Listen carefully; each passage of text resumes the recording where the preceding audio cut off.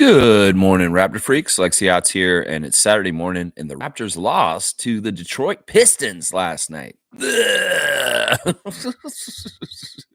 know it sucks, man. I hate it. In fact, we managed to get swept by the Pistons last night for the season, which sucks because that means they beat us 4 games this year, and we couldn't beat them once.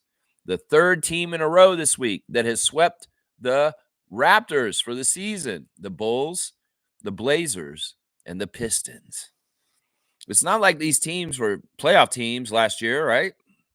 It's just that, it's just how it is. We did sweep the Sixers, which was awesome. But hey, c'est la vie. Yeah, the Pistons came out with a mix of young players and veterans, and they took care of business and went and got their playoff spot for the NBA playoffs.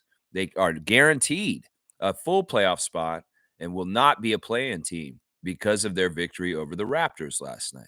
So congratulations to JB Bickerstaff and the Detroit Pistons for qualifying for the playoffs outright by defeating the Toronto Raptors in Toronto last night. Yeah, I'm not a sore loser. So, yeah, let's go ahead and see what y'all are saying. We got reaction to the game. We've been really enjoying the new Discord. Yesterday was very interesting on the new Raptor Freak family Discord. I was able to talk to multiple Raptor Freak family members at different times during the game, and it was actually really working out really well because we could watch the game, we could watch the highlights after, and we could get together and talk through the microphones. And Discord's just working out really, really well for what we're doing now. So the shift to Discord is going really, really well. If you haven't made the shift, please do. Please do make the shift because honestly, the interaction on Discord is fantastic so far. And there's all kinds of fun stuff I've got planned for the Raptor Freak channel and Raptor Freak family for this summer because of the new Discord that we're building right now. And well, we're all kind of on the same playing field, very level of beginning. A lot of us are old heads and we do not understand the Discord, but we're learning and we're learning quickly. And I'm finding it's very, very fun because to me, I get to talk to people like Stargate and Tristan and Stillman and on the during the game, and we can actually go back and forth and comment on what we're seeing in the game live during the game. And I love that. I love that aspect about it. It's a level of interactivity where I can talk to you guys about the Raptors and the basketball game on a whole new level now. And boy, is it going to be great. I can see more and more good potential from it. So DK's first in. What's up, Donkey Kong? We could defeat Nets. Yes, we could defeat Nets. I know. We just need to carry scissors. Yeah, we could do it. If we carry scissors on us, all of us will be safe from the Nets.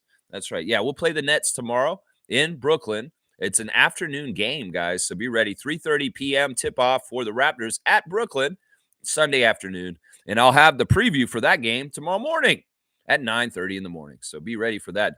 Thank you, DK, for coming in. I love you, DK. You're awesome. Hope you're having a good weekend. Trevor J's in the house. The commissioner of fun, Trevor J, is in the house. Undefeated, undenied, undeniably cool. That's what we got from Trevor. That's right. The tongue has no bones, but it's stronger enough to break a heart. So be careful with your words. Man, Trevor, why you do this to me? Why do you do this to me? I wish my tongue had bones. I'd break them right now. Why did you do that? I would break my tongue because it does break hearts. And I hate that. I hate that, Trevor. Man, why you reminding me of this? Either way, thank you for the words of wisdom, Trevor J. We appreciate you and your wisdom for sure. Trevor's also saying good fight with Raptors rookies last night. Yeah. We saw a lot of development lineups last night. The Raptors are not trying to win games this week. It's the calendar is flipped to April, and well, we're 0-3 as of since April Fool's Day. And we're no fools to know that they're tanking on purpose and losing on purpose to make sure that we stay in the right place for the draft lottery and get a good high draft pick. And well, yeah, they are playing young guys, our rookies, our less experienced guys. And they are pulling punches and they are losing. And that is exactly what happened last night. We've got our team out there with 4 rookies and Orlando Robinson And meanwhile, the Pistons are running Dennis Schroeder, a FIBA World Cup MVP, and Tim Hardaway Jr., lineage of Tim Hardaway, the great point guard from long ago, who has actually been in the league now for, I feel like, 20 years. Tim Hardaway Jr. has been in this league. And, it's just that there's an experience factor, and there's a certain amount of stuff, along with some good young talent like Osur Thompson and Jalen Duren coming at the Raptors last night. In some ways, I'm pretty sure that Jakob Poeltl is on San Antonio Spurs last year of his last year in the Spurs playing no defense because Coach Pop told me to, because we're trying to go for Wemby mode right now.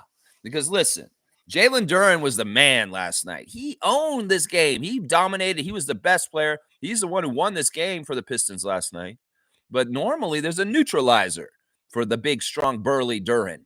And that guy is our Austrian.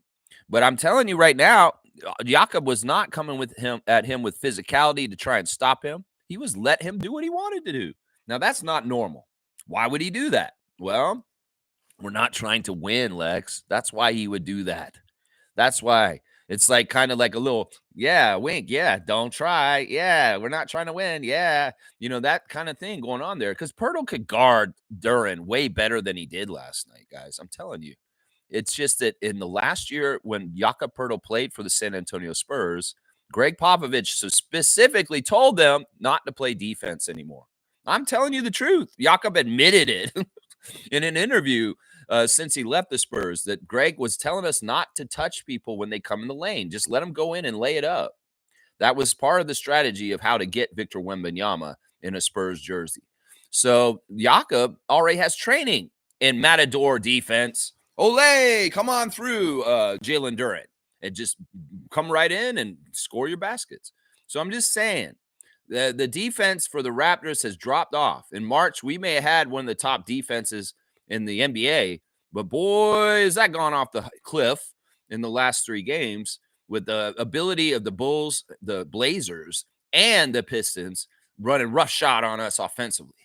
So it is what it is. It be what it be. And the Raptors have 4 games left in the season, and then it will be off season. It was interesting last night. Darko was asked about what Jacoby Walter needs to work on for the off season.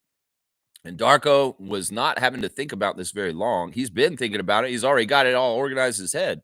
He just rattled off a whole list of what Jacoby Walter's got to do this summer, like he's told him already, and he's going to be ready to do it. So, yeah, Darko's very prepared and organized, and every single one of the Raptors has homework for their off season and their summertime for things that they specifically need to work on and get better within the vision of what he is trying to build with the Toronto Raptors and their offense and getting towards another Larry O'Brien championship. That's what I'm saying.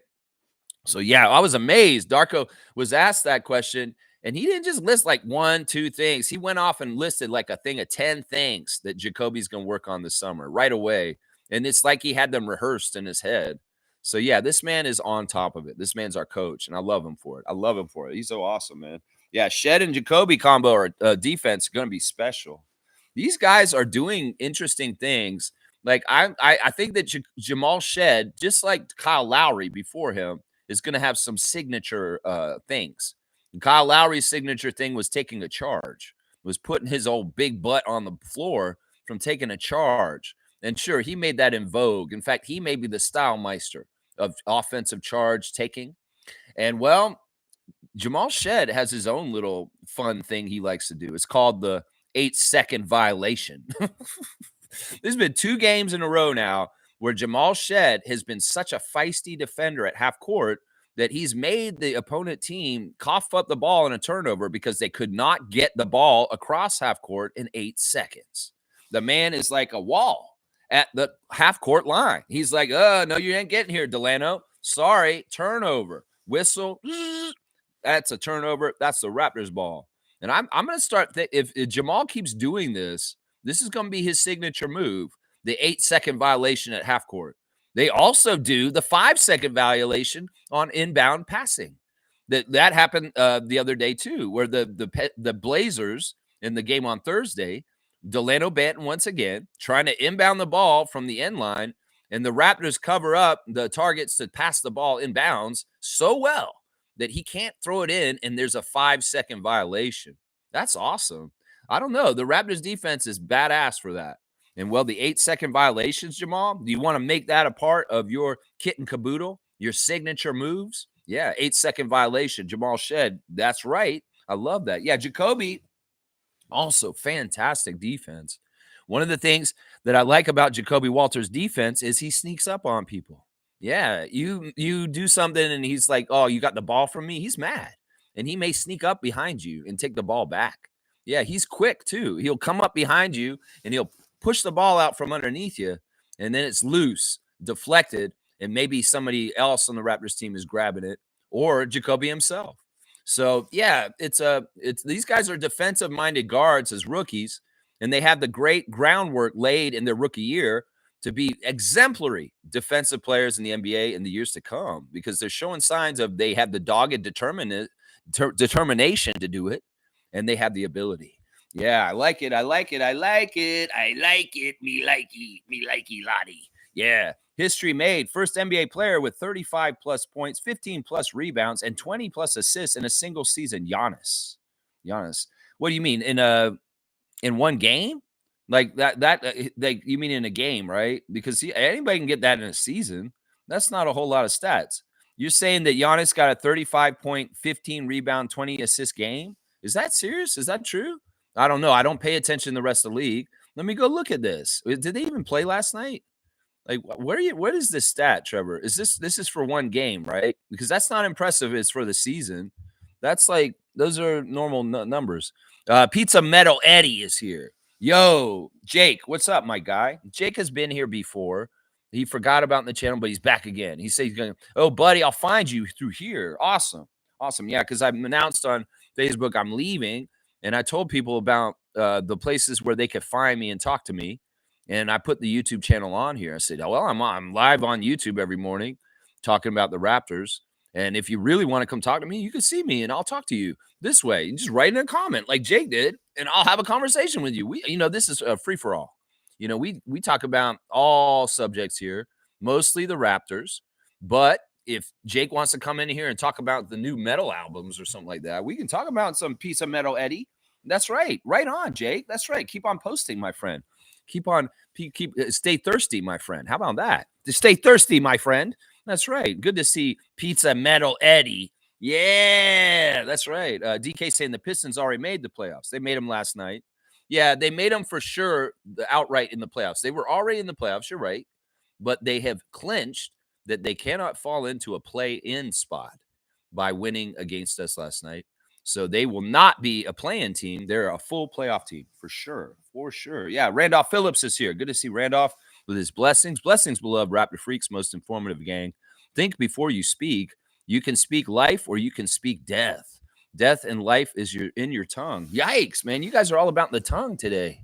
You and Trevor with your words of wisdom. Trevor says the tongue has no bones, and that the tongue can also do good and evil, according to Randolph. Man, that's like watch your tongue, Lex, is what these guys are telling me. Blessings to the Phillips family and all the Raptor Freak families.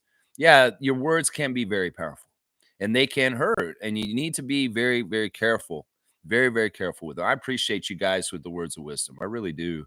Kareem's here. Good to see Kareem Thomas, our greatest dunk champion ever. He is the Vince Carter of this channel. And what is he saying? Only way Boucher going to see the floor is if he goes streaking. What Darko and staff are doing to my fellow Canadian is fucking criminal. You know what? I noticed something, Kareem Thomas. I was looking at Boucher's basketball reference page yesterday, and I'm trying to figure out what is the pattern here. Why is he not playing? And I noticed something very stark and startling, and I want to reveal it right now. And this may actually tell everybody exactly why Chris isn't playing. Well, last year, this thing happened too, right? You remember last year, we were in a similar place at this time of the season. Why aren't they playing Chris Boucher? Why aren't they playing Chris Boucher? Free Chris Boucher. Free Chris Boucher. Yeah, I get it. I'm with y'all. You know why? I'm going to tell you right now, he's capped. He's capped at 50 games. And last year, the same thing happened. Chris got 50 games played, and they shut him down for the rest of the season on the down low, and he didn't play again. He played exactly 50 games last season. and that's it. And we were all like, why is he not playing more? Well, he played 50 games. Well, how many games do you think he's played this season now, at this point, right now, this season? 50 games. That can't be a coincidence. This has to be some sort of incentive or contract thing, or it has to do with something with paying him more if he does this or that. And in some ways, that's not nice to not let the guy fully earn what he could possibly earn by holding him out of the games. But I swear, it's no coincidence that in the last 2 years, Chris Boucher has played 50 games exactly last year. And as of today, he's only played 50 games this year. And he has not played since the last week of February. That's right now in this season. So it has something to do with 50 games, Kareem, because he's got 50 games last year, stopped playing for the rest of the year. He's got 50 games this year. He stopped playing for the rest of the year also. Man, it's crazy. I love to see he's still palling around with his teammates. He's still getting along. He's still there on the bench. He's still active and present. He's still being a good pro. He's not like, some old pros in his situation might have been a problem, complained, been a sourpuss, been a drag on the whole rest of the teams. Chris is not doing that. He's not selfish like that. He's being a good team pro. He's showing up. He's doing all the things he's supposed to do. What can he do if they're not going to call his name and put him in the game? He can't do anything about that. So, yeah, 50 games. That's the thing right there. 50 games, man. Yeah, Trevor J saying the last time the Pistons made the playoff was 17 years ago. Wow. So Pistons fans, don't come to the arena to fight. Come to the arena to cheer and stay positive. And maybe if y'all don't have any kind of rambunctiousness like you've had in the past, or your players even, Isaiah Stewart, you're just coming back from suspension, y'all need to stop that. Because if you're going to be in the spotlight more and be in the playoffs with the NBA, we can't have no more malices in the palaces. And we can't have any more players going up in the stands. And we can't have any more fisticuffs and general melees and brawls, is what I'm saying, Detroit Pistons. After 17 years out of the playoffs, you're back. And you want to make the product look good. And you don't want to make it look all crazy and chaotic and violent, is what I'm saying. So control your craziness, bad boys 2025. That's right, bad boys. That's right, bad boys. You make me feel so good. Gloria Estefan, Miami Sound Machine. That's right, y'all. Let's go. Let's see. Naco the Nacho is here. Gerald, good morning to you. I see you're in the Discord. I hope that we can participate in Discord activities, Mr. Gerald. I'll appreciate your presence there, and I look forward to interacting in creative ways on that site with you, sir. I do, yes. Jacoby's so three-dimensional. He's three-dimensional. Yeah, I hope all of us are, because if you're not three-dimensional, you might be a cartoon. Two-dimensional. But no, yeah, Jacoby is interesting. Jacoby showed another thing yesterday. In fact, we'll do the stars of the game right now, because honestly, he's my star of the game, because he took over for a little bit there in the third quarter when we were trying to make a run to come back on the Pistons. Jacoby was hitting threes and getting steals and getting other guys involved, and he scored a lot of points quickly. And it also quickly was there making points quickly also. But, there were three of them. There were kind of a little nucleus of jump starting the Raptors to kind of come back, being down 20. They ate it up to 10, and they were only down by 10. And there was some good threatening of coming back and trying to get back at the Pistons in the second half. And the leaders of that were Jacoby Walter, Jamal Shed, and Emmanuel Quickley. And they were doing fantastic. And even like AJ Lawson and Jared Rhoden threw in their little parts. But my star of the game for last night is Jacoby Walter. Jacoby has continued his hot shooting from three-point range. If you add in the 5 for 5 he had already this week, with the 4 for 7 he had last night, well, you do the math. He was 9 for 12 from 3 in 2 games this week. And that is phenomenal shooting, just regular field goal shooting, let alone from 3. So 9 of 12 in 2 games this week from three-point range. It's seeming like Jacoby Walter, when he's zoned in, when he's on, he's a very good streak shooter that's going to make a lot of shots quickly and fast if he's feeling it. That's what I'm saying. 8 of 14 overall for Jacoby in 32 minutes, 4 of 7 from 3, 2 of 2 at the free throw line, 3 rebounds, 1 assist, 3 steals, 2 turnovers, 22 points. He's even on the plus minus. Yeah, he was our leading scorer last night. And Jacoby, man, you are opening eyes. Your growth arc this season has been very good. And we're proud of you, man. And I can see all kinds of potential for you in superstar ways. You got some clutch ability with winning a game for us against Orlando earlier this year. You've got some heat up ability to get a lot of points in really quick time. And then because you're a two-way player, you can cause catalyst things by being defensive and getting steals and deflections. So, Jacoby, I'm in awe of you, man. You're better and better as the year gets on, and your maturity and your fundamentals and the way you learn how to play the game of basketball correctly is all shown on the court with your excellence. And you keep going, Jacoby. You keep going, man. You're so good, man. I'm really, really happy we have Jacoby Walter. My second star of the game is Cole Schwider, guys. I'm going to go ahead and give Cole a little bit of pat on the back on his way out. We'll see. Maybe he does get the second 10-day and he gets to play the rest of the season out with the Raptors. We'll see. It's not totally for sure he's gone or back. We'll have to see. Maybe they give another 10-day to somebody else to try out for the end of the last couple games. But Cole had his best game as a Raptor last night. He saved the best for last. In some ways, the man had no tomorrow last night. It's like, look, your contract's going to run out tomorrow. You have your last chance to audition for the Toronto Raptors. Well, you better do something now because there's no tomorrow. It's now or never, buddy. And 4 for 8 for Cole from the field. He was 2 for 4 from 3, 5 rebounds and 10 points, a +2. Yeah, I was just happy to see him get some success in this one. After going 0 for 8 in a game earlier this week, seeing him hit his first 2 threes was a nice sign.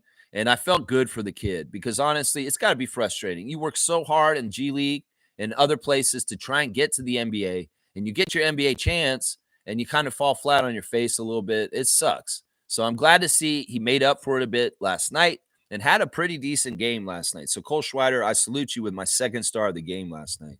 The third star I'll give to another three-point sharpshooter, Jamison Battle, who started the game for the Raptors. He just shot 3 for 5, and they were all three-pointers. And he had 2 rebounds, 9 points, a -30. Yeah, I could have given it to a lot of other people, but I felt like giving some shine to some guys from the three-point shooting, and that's Jacoby, Cole, and Jamison Battle. Honorable mentions, though, we can give out. Jakob Poeltl with a subpar double-double. He shot 5 for 11. We're not used to Jakob shooting below 500. The man usually shoots like 6 for 8 or 7 of 9 or something like that, but he shot 5 for 11. He was off. Yak was a little bit off. And I would normally give a double-double a star, but he was off. 5 for 11 is not normal for him. Some of the push shots were a little too hard. It's just a little too awkward. He wasn't totally on it with his shot. Let's just say that. He did have 6 offensive rebounds, though, which was fantastic. 11 altogether. 2 assists, 1 steal, 3 blocks are nice, too. A -7 with only 10 points. Like I said, Yak was a little bit off there. A little bit off. Emmanuel quickly in the starting lineup got 14 points, which is not really a lot for him. 5 for 16, 2 of 8 from 3. He made both his free throws. 8 rebounds, though, for IQ, which is something I really like. I like it because last year, IQ was really good rebounding when he first came to the Raptors after the trade from New York. He was getting like almost 10 rebounds a game. And, well, it's good to see that coming back because, like, when IQ dedicates himself to going inside and helping with the rebound battle, it helps our team a lot and immensely. So I like seeing rebounds collected by Emmanuel quickly. 8 assists also. So he, get 2 more rebounds, 2 more assists. You got a triple-double, Emmanuel quickly. 1 steal, 2 turnovers, a -7 with 14 points. Yeah, Emmanuel's got to get 20-plus points for me to give him a star of the game. I'm sorry. In some ways, I got to start using this rule for RJ, Scotty, Brandon, and Emmanuel, is that you guys got to get 20 games for me to give you stars. Lately, I've been giving y'all stars for sub 20 games, and I'm not totally happy about it because the excellence that I was used to last year when y'all came to this team from New York is RJ getting 30-plus points. So me giving stars to RJ for like a 16-point game, it don't seem right. It just don't seem right at all. Yeah. Off the bench, Jamal Shed, 5 for 12, and the backup point guard. As I said, he was playing very heady and smart. He was very, very smart with some of the shots he made in the lane and avoiding the defense and putting it in. I love to see that. 3 for 4 at the free throw line, 1 rebound, 9 assists with 0 turnovers, which is the stat I like from Shed. Dishing it out and not turning it over. 9-0 assist to turnover ratio. 2 steals also to boot. 14 points for Jamal, but +4. Yeah, Mobo started the game as we had 3 rookies, 3 J-Rooks starting with IQ and Jakob. That's fun. You see the synergy, as Trevor pointed out, between Shed and Walter. And then you've also got young Jonathan out there continuing to get important time of development and, learning through mistakes, but also learning through success. And 3 for 7 for Jonathan. He missed his only 3-point attempt, 8 rebounds, 1 block, 6 points for Jonathan. Not the sharpest game. And like I said in recent days, Jonathan Mobo is probably suffering from long season fatigue. And it's not totally sharp as he was maybe in the fall of the season. So in some ways, we got to give him some credit for playing a longevity of the season this year. He has played a lot of minutes on both teams of the Raptors.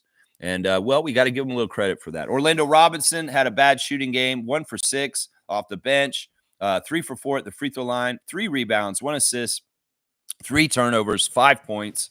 Not the best game for Orlando. A little bit of a regressive game for him. But, he was out there battling with the very, very strong force of Jalen Duren, which is no easy task. In some ways, just trying to slow him down was probably half his energy yesterday. A.J. Lawson came in off the bench, and he was a whirling dervish as usual. 2 for 7, 1 for 4 from 3, 4 of 6 at the free throw line, 3 rebounds, 1 assist, 1 steal. But the thing that A.J. did that we want to key on is the 2 blocks. Emphatic blocks, dramatic blocks, big-time blocks. Get that garbage out of here blocks. When that guy Lindy Waters, thought he had that open layup, he had broken away from everybody. I beat everybody. I got away. I'm going to get this layup. No, you're not, because Brampton's A.J. Lawson is chasing you down like a rabid dog, and he's blocked the shit out of you right at the rim. That block was awesome. I'm telling you, I love that block so much. That's a Brampton man standing for his community right there, blocking the shit out of it, Lindy Waters. And then he had another block just a couple plays later that was very, very nice and big time too. So A.J. Lawson showing those blocking technique there. 9 points for him in 23 minutes. Jared Rhoden came in for a little bit too for 17 minutes. 2 of 5 from the field. Missed all 3 of his threes. 5 rebounds, 2 assists, 1 steal.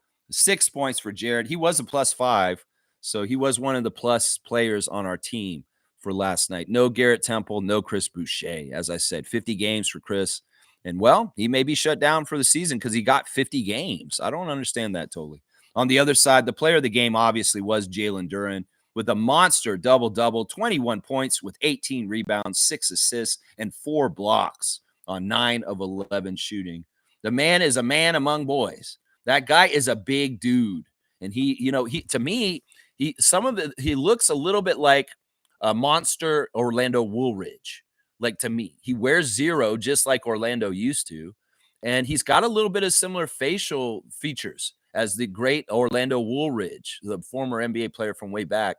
He's like Orlando Woolridge bully size. Like, he's like a monster size of him. He's like supersized Orlando Woolridge. And there's a little bit of Kevin Willis vibes to him, too. It's like if Kevin Willis had big arms, he might be Jalen Duren. But I'm just seeing that. I was seeing that last night. It was interesting. Dennis Schroeder, very interesting in the game last night. He had a couple scares last night. Jakob Poeltl rolling over on his leg in a really bad way that looked bad, and he was holding it. But Dennis is a rubbery guy. He's very flexible, and he bounced back, and he wasn't hurt. Hopefully there's nothing they detect after the game where Dennis is hurt from that little bit of rolling around with Jakob Poeltl after the loose ball on the floor. I was really worried about that. And you could tell Jak was sincerely concerned about possibly hurting Dennis, a former teammate that he played with on the Raptors just 2 years ago. So, yeah, it was scary. And then he got a forearm shiver to the neck from his own teammate, Jalen Duren. And he looked like he was pretty shook up by that also. So that's a tough guy, Dennis Schroeder. We love Dennis. And I love seeing him come back to Scotiabank Arena. The man only played for Toronto for half a season. But, he's played for a lot of teams in this league. But I'll tell you right now, when he comes back to Toronto, he enjoys it. And he gets all the love from everybody. He was a popular guy. A lot of people loved Dennis when he was on the Raptors for only half a season. And, he gets that feeling when he comes back. He gets a nice reaction from the staff and the fans and the personnel of the Toronto Raptors organization. So we love you, Dennis, and we're happy to see you in a successful space in Detroit going into the playoffs, and I'm rooting for you, my guy. I'm rooting for you. Dennis got 16 points last night with 7 assists, 4 rebounds. He did have 5 turnovers. Other players of note, there were 3 players that got 20 points for the Pistons. Tim Hardaway Jr. is a classic Raptor killer. This man has been doing this to us for over a decade, beating us down, and he did it once again last night. Huge heartbreaking shots, a crazy-ass half-court throw that went in right at the buzzer. Yeah, just shit like that. Tim Hardaway Jr., you're a menace to the Toronto Raptors franchise. You always have been, and you were once again last night. Malik Beasley of Florida State coming out and doing what he does as a role player for the Pistons. This guy's a fantastic piece for the Pistons for the playoffs. This man's going to hit some big threes. He's a baller. He's a gamer. And, I got to give a lot of respect to the Seminole Malik Beasley, 21 points, 4 rebounds, 2 assists on 7 and 20 shooting. He's a pretty good player there. Yeah, they had the little bit of the Houston versus Houston matchup, Marcus Sasser versus Jamal Shed, and Sasser got 10 points, 3 of 6 shooting off the bench. Yeah, Paul Reed, you're dirty. You're a dirty player. Holding Jakob's arms down on rebounds, that's very, very dirty. Yep, and that's about what I would say. Oscar Thompson also pretty good in the game with 15 points and 7 rebounds. Yeah, it was a tough loss. The Raptors have lost 3 in a row now, and April has not been good to them so far. Not good so far. Not at all. No, not good at all. Yep.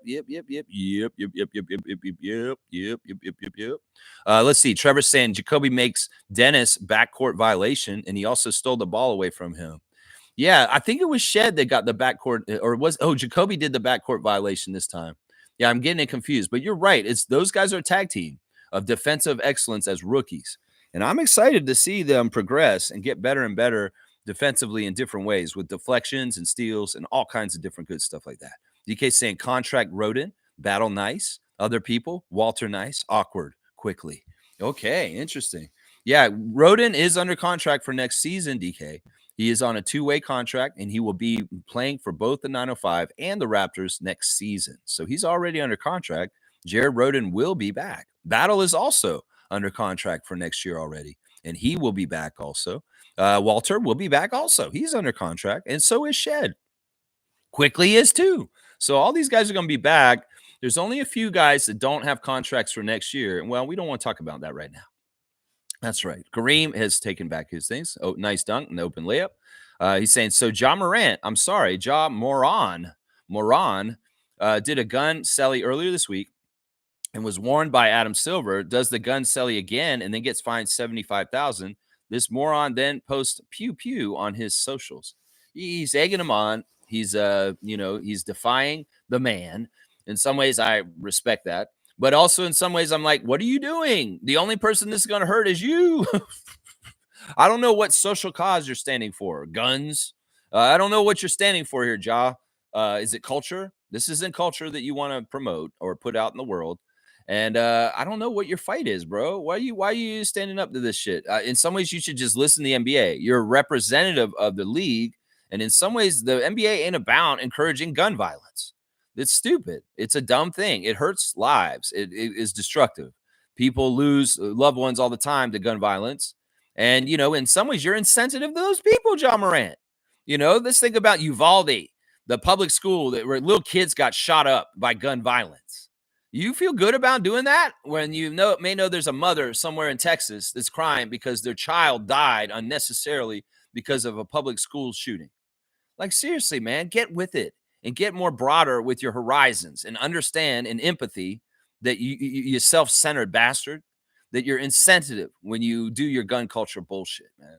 Seriously, what fight are you fighting for, bro? Who are you, a patriot? Are you fighting for the right to go pew, pew, pew, pew, pew, pew, pew? Like, seriously, what is this, bro? Why do you need to do this? You're costing yourself your career and millions of dollars is what you're doing. And in some ways, you're showing that you're a dumbass is what this is. And Ja Moran is about right. Ja Moran. I could see the Grizzlies shipping his ass out of here because they're just like, you know what? This is another dead note in the NBA. The guy's so talented. The guy can fly through the air like Vince Carter, but he can't fucking keep his finger guns in his holsters.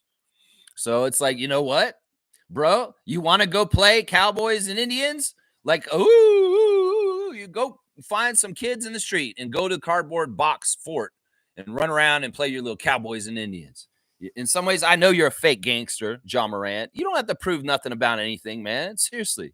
At a certain point, when you're in the NBA, why do you want to run around with people that may be gangs and stuff like that?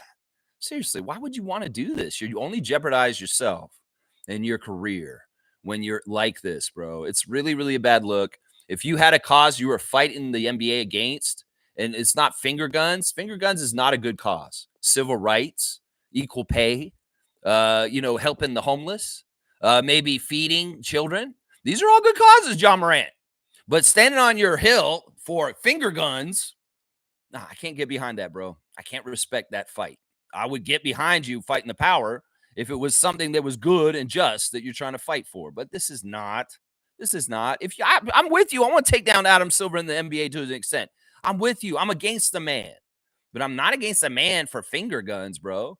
I'm not against a man for immature things that children do that you feel like you need to do on the NBA court. And Adam Silver say no. And now you got 75,000 less money in your pocket.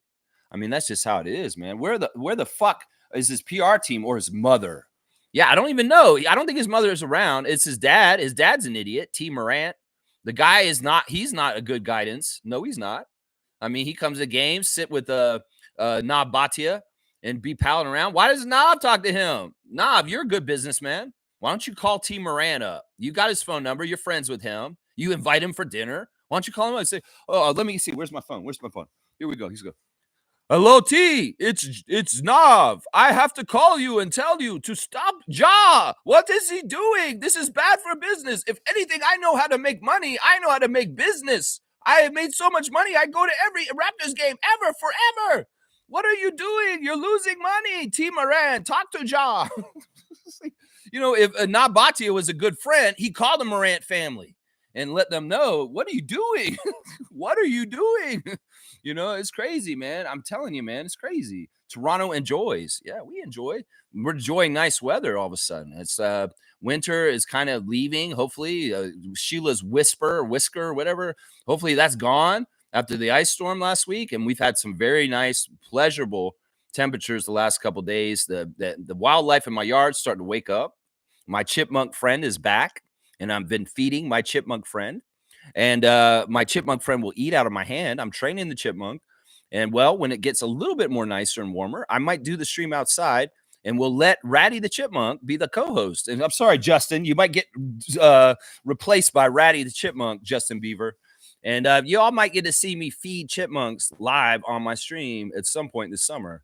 So we'll see if Ratty's up early enough and daring enough to make their screen appearance at some point. But we're training this. And I found out recently that Ratty is male. The only way you can tell a chipmunk's sex is in the spring. Their balls descend for mating season. And, well, the chipmunk has balls, it's a male. That's basically how you figure it out. So if you're seeing chipmunks run around in your yard right now, just a hot tip, if you want to know the sex of chipmunks, well, if they're a male, they'll have balls right now. But in the fall, they go back up. So it's only this time of year you can tell what kind of chipmunk you're dealing with. And Ratty is a male. I can tell. I've seen it. What's going on there? Yeah. Trevor's saying Oshai's jacket, it was so glittery and shiny. Yeah. Oshai was showing some style last night. Of course, the Raptors are all style icons in their own sense. And we've been seeing some cool styles. Scotty had an interesting kind of off-white kind of thing going on there. A little bit with the bell bottoms again. We've seen Scotty kind of get into the bell bottom style sometimes. Each of the guys have different styles. I think Brandon Ingram's style has evolved since he showed up in Canada for the Toronto Raptors. He's looking totally different in some ways than Pelicans' Brandon Ingram at this point. Of course, Grady's got his subdued style, a very basic style, but also very, very, very stylish. Very, very stylish. Yeah. Oshai was looking very sparkly, and he had the cool glasses on too. Yeah, too many guys in street clothes. Next year, nobody's wearing street clothes. They're all wearing their uniforms. Let's go. Next year. That's what I want to see. Yeah, Smooth's here. Good to see Reggie. Good to see you in the Discord yesterday. Hoping Detroit plays New York in the first round. If it's Indiana, go Pacers. Yeah, this is part of the thing, too, that I was saying yesterday is like the Pistons want to win because in some ways, if they win, they can flip from playing the Knicks in the first round to the Pacers. And in some ways, they might want to be in that 4-5 bracket for the Eastern Conference playoffs against the Pacers more than being in the 3-6 bracket with the Knicks. So there is some settling of the playoff matches that still has to happen. And this is part of the reason why the Pistons are playing hard and trying to win right now, because their games do matter. Ours do not. And, that's why you shouldn't be betting on the Raptors right now, Steve, on Pro Line. It's a bad idea. The Raptors are not trying to win. And you betting on the Raptors right now is just throwing your money away. I'm going to tell you that right now. Throwing your money away. Throwing it all away, Phil Collins. That's right. Throwing it all away. Woo-hoo-hoo. That's right. Don't be doing that. Don't be doing it. I hope that the Pistons play the Knicks, because I feel like the Knicks are so beat up and hurt and weird that the Pistons would just beat them up even worse. If you see Jalen Duren out there beating the hell out of the Knicks, that'd be crazy. So, yeah, that'd be a fun first round matchup, Pistons versus Knicks. I'd love to watch that series. Actually, I might even watch the playoffs just to see that, because that might be fun to watch. Yeah. Yeah, Nako's saying, hoping for Indiana versus OKC in the finals. Probably going to be Cleveland versus OKC. Yeah, I would love to see that finals too. That's an ideal finals for me, because I'd love either one of those teams to win the championship. It's the teams that I don't want to win the championship that I don't want near anywhere the finals, and the Celtics are number one on that list. I do not want to see the Boston Celtics try and repeat nothing. We need to see either the Cavs or the Pistons or the Knicks or the Pacers or the Bucks putting them Celtics out. That's the one main team I don't want to see. I don't really want to see the Cavs win either. Those are the two teams I'm kind of least wanting to see. Obviously, on the other side, I do not want to see the Lakers win either. So on the other side, there's more teams that I'll root for over there. It's more wide open. I'd be happy with the Thunder. It's a team like Denver did something somehow, some way, which is not likely. I wouldn't be upset about that. But yeah, there's two teams in particular in the East that I don't necessarily want to see win, and that's Boston and Cleveland, the two at the top. So we'll have to see what happens. We will have to see what happens. Andrew's saying, unfortunately, Adam Silver is a big wuss. He's a big wuss. Some people are saying it's soft, what he's doing a job, but you guys got to understand, listen, the NBA has role models. NBA is something that little kids look up to, and endorsing Ja Morant and allowing Ja Morant to do this kind of shit is not good. Seriously. In some ways, the Players Association, the union, may be like fighting for the right for that. I don't know if they would fight for the right for that. That doesn't seem like that's an important right to have to do. Seriously. I don't like control. I don't like fascist kind of stuff like that, like fining people in the NFL for touchdown celebrations. I thought was overkill, was just too much. But this is different. This is different. A lot of NBA players can celebrate after shots and do all kinds of stuff. But this trend of them having firearms in their hands and shooting around when they make a shot is not a good trend. Trust me. Gun violence is a horrible thing that destroys families and lives every single day. And people can say the NBA is soft for this.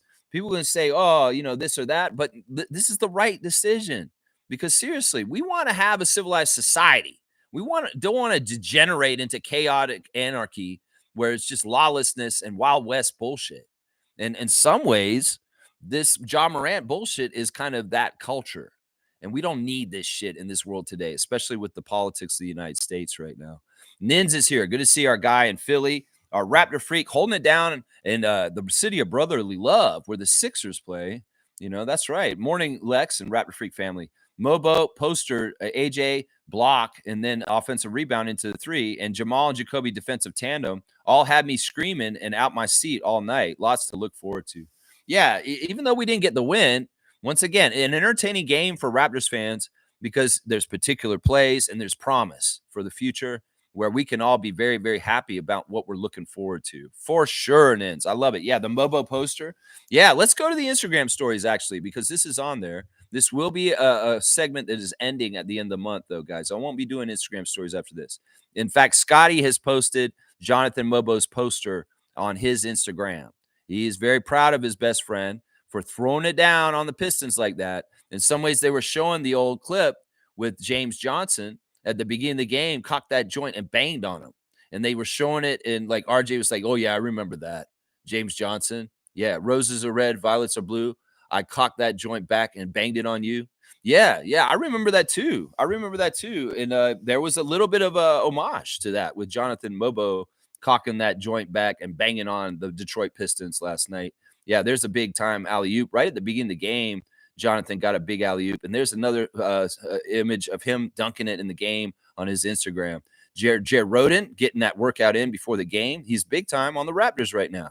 Orlando Robinson coming in with his fit, looking like a cool cat, all in black. Lindsey Dunn doing interviews with Riley Duckman. I don't know what's going on there. Siakam has a lot of stories right now. There was something where he was like making a layup, run into the basket, and one of the training guys hit his hand, fouled him, and he scratched his hand.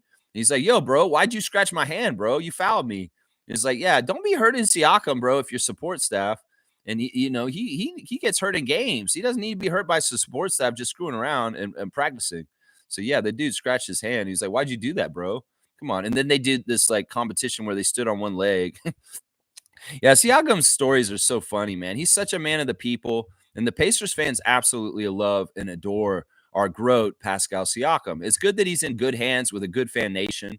And we love you, Siakam. We really do want to see you go very, very far up here in Toronto.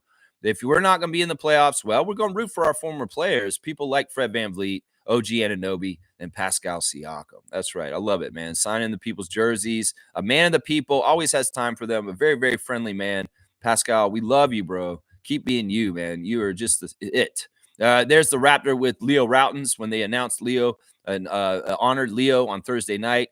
And, of course, last night, they did an honoring for A-Dub, Alvin Williams, which I thought they were going to do at some point. You know, they've gone over the 30-year anniversary. They've hit people like Terrence Ross, Vince Carter, Muggsy Bogues, JYD, all these players who come back and been to the crowd. Well, Alvin's here all the time because he's doing the broadcast. And when is he going to get his turn to wave the crowd and get his just ovation for being one of the greatest Raptors of all time? Well, it was last night. And I was proud to be wearing my Alvin Williams signed jersey for the game last night on the night that they honored Alvin and the 30th anniversary season. So big ups and love to a Boogie. And I could tell he was a little bit sentimental and feeling it, the love from the fans. You could tell it. He was very touched. And I love how Matt Devlin stood up next to him and gave him a standing ovation when the crowd was recognizing Alvin on our 30th anniversary as an alumni and an important Raptor who helped us win our first ever playoff series against the New York Knicks long, long time ago in 2000. So, yeah, we love you, Alvin Williams. And I was so happy to see our broadcasters get the shine that they deserve from the arena and Herbie Kuhn and the fans like they have in the last couple games. The Raptor bringing out the Dynamites, the little kids in the Raptor uniforms. Follow me, Dynamites. It's like he's got a little army of minions. It's like the Raptor has minions. Yeah, they're weird, man. I was talking last night about how the Raptors have so many dance packs now.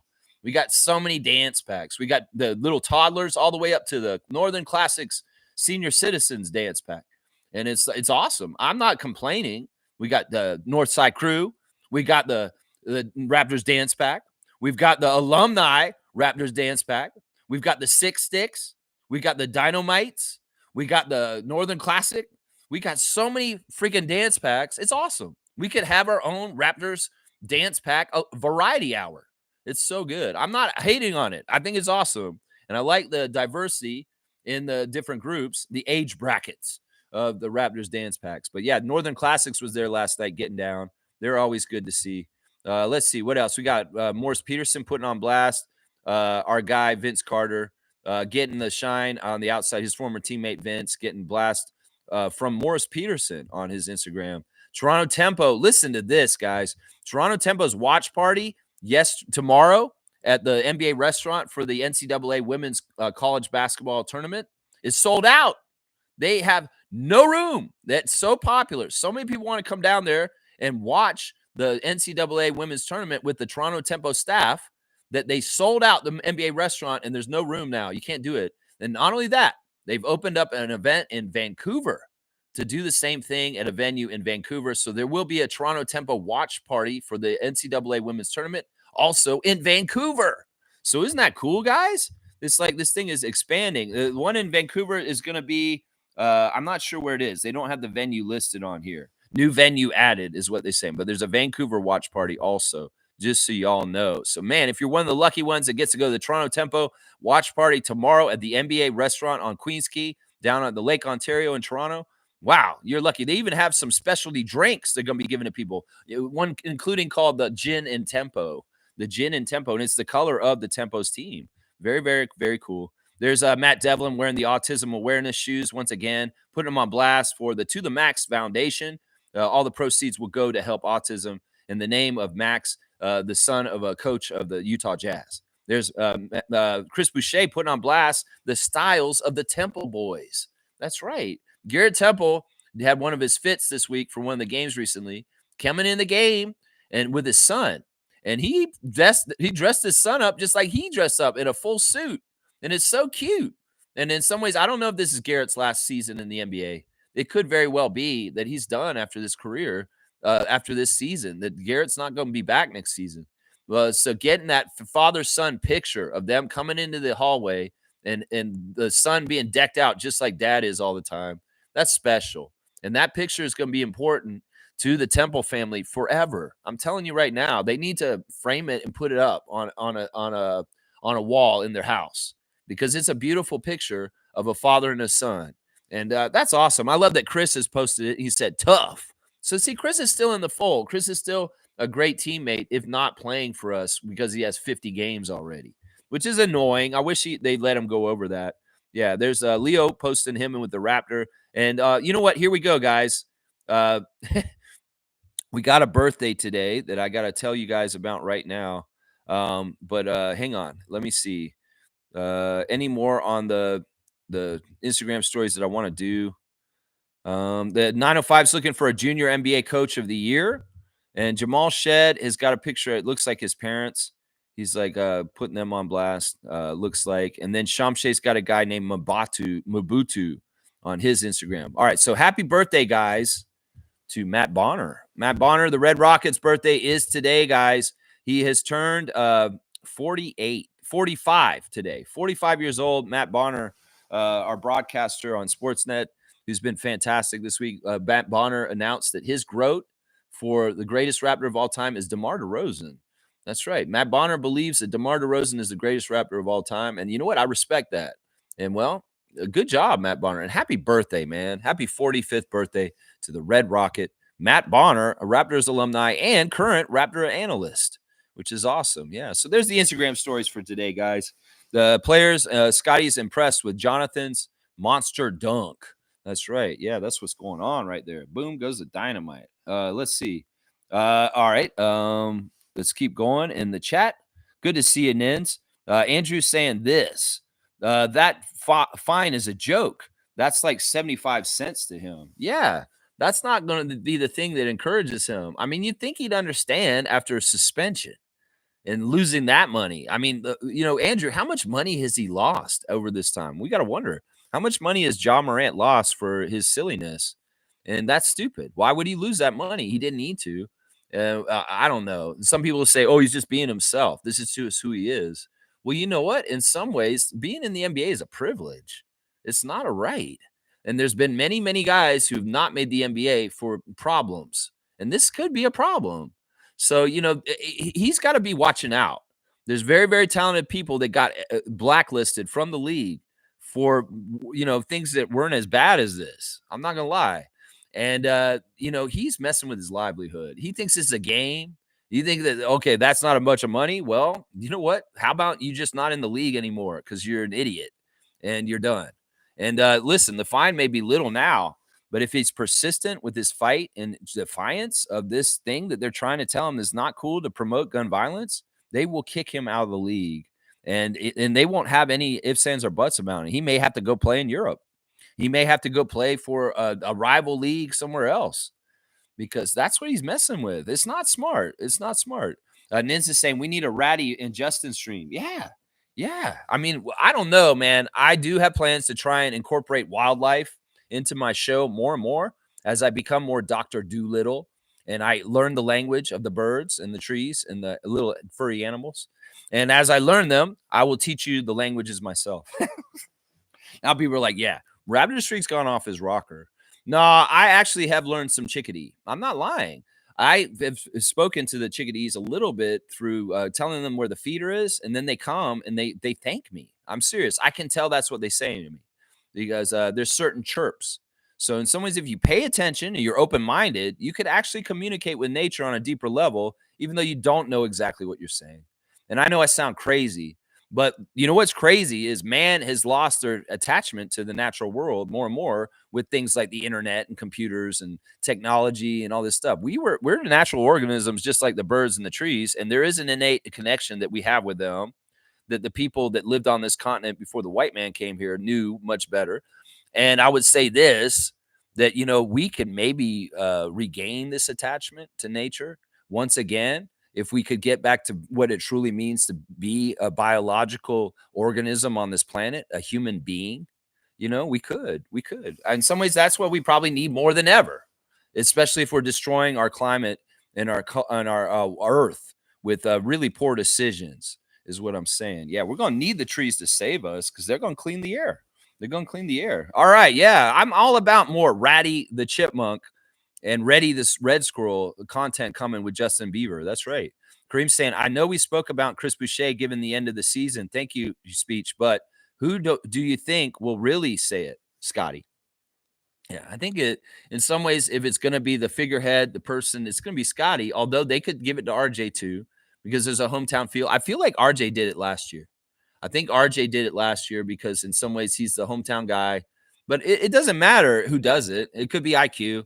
It could be Brandon. Wouldn't that be weird if it's like kind of like Brandon doesn't play a whole game the whole year and he comes out and takes the mic and he says, Hey, Raptors fans, thanks for this great season. I really enjoyed being here, sitting on the bench and watching them play. But I want to tell y'all, I'm coming next year and we're going to be badass and we're going to kick everybody's ass. Wouldn't that be awesome?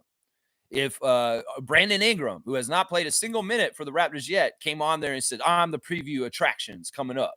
And yeah, you're getting your movie preview right now. And I promise you, the Notorious BI3 is coming to kick some major ass for the Raptors next year. That would be a fun end of the season speech, wouldn't it be? Brandon does it. He gets introduced himself to the Raptors fans like that. That'd be cool, man. Kaz is here. Trucker Kaz, good morning to you, sir. It's Saturday, so you're not on the road again, off for the weekend. Always good to see our good friend Kaz here. I wouldn't mind Houston winning, although unlikely. Houston Cougars in the Final Four. Yeah, it's tough matchups, man. It's tough matchups. There's apparently a bet between our Raptors about this Houston Duke game, and it's between Shed and the two Duke guys, and it's Brandon Ingram and RJ Barrett. And well, the bet is with RJ that if Duke wins, Jamal will have to pay RJ $100. And if Houston wins, RJ has to pay Jamal $100. So their bet is over $100. Straight up, whoever wins pays the other person.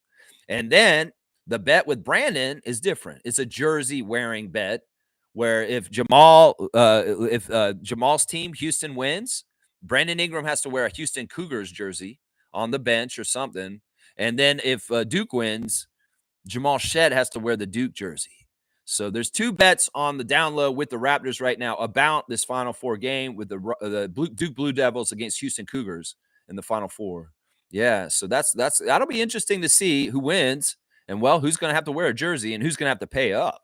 That's right. Who's going to have to pay up? Let's fucking go, Raptor freaks. That's right, Nameless. Nameless, are you on Discord? You seem like a man of discord, a man who's causing discord, anarchy, craziness, the man who has no name. The plumber, the lines of the great brothers of the Nintendo world. That's right. That's right, my Italian plumber friend. Let's fucking go, Raptor freaks. And I want you to join our Discord server. In fact, let me put that link up, guys, so we can try and get some more people in there. We've got right now, we've got at least 20 people in the Discord server already. 20 Raptor freaks in there. And this great thing is that I just set it up like in the last 2 days. And we've already got a good amount of our family in there already. So, Nameless, we need to get you in there. And we can have talks, Paisano. That's right. It's almost like my office hours. Seriously, like you're in college and your professor is kind of got hours. You can come see me at my office later, Jenny, and I can help you with your pop quiz. You know, that kind of shit. Well, I have office hours now on Discord, and I'm available during the day. And if I see you come in there and you come in and you want to talk to me, we can talk straight up about Raptor stuff on off hours. This is for members of the channel, like my good friend Pizza Metal Eddie. who just joined as a member of the channel, you get access to our Discord server. And you can come in and talk to me, and we can talk Raptors. Or, you know what I'd like to do, Jake? We need to watch some new metal videos on Discord and react to them together. I love watching new music videos. And I know you are a metal head connoisseur that knows a lot about new metal and music coming out right now. And I feel like the Jake and Lex metal music reaction hours should be happening, where we'll watch all the brand new heavy metal videos for the week, and you and I will strategically and skillfully eviscerate them with commentary. How about that? How about that, Pizza Metal Eddie? I hope you like that idea, because I think that's a tailor-made project for you and I. That's right. I'm going to do some music reactions. And another thing we're going to do on the Discord on Mondays, guys, and I was talking about this with Trevor and Stargate already last night. I'm thinking about having a regular time on Mondays where I watch classic wrestling matches from way, way back that I find on YouTube, and we do reactions and talk about old wrestling and history of wrestling on Mondays at a certain particular time that we designate that works for everybody who wants to do this project. And we could even have different people, like it's a book of the month club, bring in matches they want us to see, and we can watch them and react to them. And we can talk about the history of professional wrestling and the goofiness and the carny atmosphere of it. And yeah, if that's interesting to you as wrestling fans, Smooth Brown Man, Stargate, Trevor J, and other wrestling fans, that is going to be a new thing we're going to be able to do on the Discord. And we all can watch the matches together and talk about them at the same time. It's going to be really, really fun. I'm all about it, y'all. So this Discord's a new development. It's going to get us through the summer, right? That's what I'm saying right there. Yeah, Trevor J saying Alvin Williams so funny. Tell Matt that Luke Waite, Walton's face always looked like that. Yeah, that was funny. That was funny. Bill Kennedy, thank you. We love you, Bill Kennedy. You're a fantastic referee. Your delivery on the mic is always superb. I love how the Sportsnet let the TV commercial come back, because Matt Devlin wanted to have Bill Kennedy's voice from the challenge microphone out there. You know, Bill Kennedy's delivery is just spectacular, and he's just a joy to see refereeing. And well, there was a play where there was a challenge, and it seemed like the Cavaliers were going to lose the challenge, and it was because Luke Walton, the son of Bill Walton, that's an assistant coach for the Pistons at this point, had a really weird, twisted up face while he's talking to the ref about the challenge call. And Matt was saying, "Oh, I guess that the Pistons lost the challenge." And Alvin Williams goes, "Nah, that's just how Luke Walton always looks on his face, because he looked pissed off, but that's just how he always looks." And Alvin was right. The Pistons had won the challenge, and it's just that Luke Walton's face is all warped up, like that, and that was the whole reason he looked like that. That was funny, Trevor. That was funny. You're right. That was funny. Name is saying, in my humble opinion, players should be fined when they make firearm gestures with their hands, because there is a serious gun violence epidemic going on in the North America. Yes, yes, yes. Specifically in the United States. I mean, there still are issues up here. They bleed over into Toronto. We have shootings sometimes here, but not as the prevalence and the oftenness as the United States, where there's a school shooting every single day now. It's crazy. And this is a huge problem, and it's a growing problem. And this is exactly why. Nameless has hit the nail on the head. Why the NBA does not want Ja Morant to play finger guns in the middle of the game. That it's just in poor taste when there's people getting shot in the head at a grocery store. You know, it's just in poor taste. It's very, very poor taste. And Nameless is right. My paisano is right. That's right. Kareem's saying, I'm tired of Cleveland winning, but they built their team the right way. They went against the grain and started 2 centers, and also fired their head coach, hired Kenny. Very bold moves, and I respect it. Yeah, it's really paid off. Like, JB Bickerstaff was a good coach, and he's doing a good job. We saw him last night with Detroit. He's doing a good job, but he wasn't the right fit for that nucleus in Cleveland, obviously. And Kenny Atkinson came in with fresh ideas and a prior relationship with Jared Allen and Karis LeVert, and it really took off. And he knew how to utilize the specific players of the Cavs to get this result this year, and it's been extremely successful. And I highly predict Kenny Atkinson will be the NBA Coach of the Year this year because of the job he's done with Cleveland. It's interesting when you change the coach and you have such a dramatic change of effect. It is really like, wow, they made a really good move doing this. And that is definitely the case for the Cavs. But you can say the same thing for the Pistons. Them switching from Monty Williams to JB Bickerstaff has been just as fruitfully successful for them, going from the worst team in the league last year to being a playoff team this year. So yeah, it's very, very bold moves. You respect it. I respect it too because it worked. It worked. That's right. Name was saying gun violence and shooting people is not cool. And they are making it appealing to people watching the game, almost like little mini endorsements from the players. Yeah. Yeah. This is what I would say. Listen, this is a problem. And the music that Ja listens to, the music that a lot of young people listen to is not good for them because it's like endorsing gun violence and it's very cavalier about it. It's kind of like, oh, you got to be tough. You got to have your gat. I'm riding by your house and like, you come outside, I'm going to shoot you. That kind of shit is prevalent in today's hip hop music. And it's really not good. It's destructive. And in some ways, I long for the days of smart hip hop that is, militaristic and very tough and very like not soft, like Public Enemy, that is worthwhile and that is actually putting a message out there that is something that young people should be getting behind and getting more activated politically behind, like KRS-One, Boogie Down Productions, like Public Enemy. Those kind of hip hop bands are always the ones that matter. Like Public Enemy is timeless because of what Chuck D was singing about when he was doing the music for them. And it still matters more than ever, even today, fight the power. And what is any current artist put it into the zeitgeist of music that is worthwhile, like what Public Enemy did in the early 90s? Nothing, nada. And in some ways, it's the corporate takeover of music that's caused this. And it's also the powers that be that don't want people politically charging people like Public Enemy used to. So in some ways, we need to have an oldies channel and be playing Fear of a Black Planet and those kind of albums from Public Enemy and those kind of bands and groups from that period of time. There's very few that are doing political stuff. Kendrick Lamar, sure. Tyler, the Creator, a little bit, but it's goofy and surreal.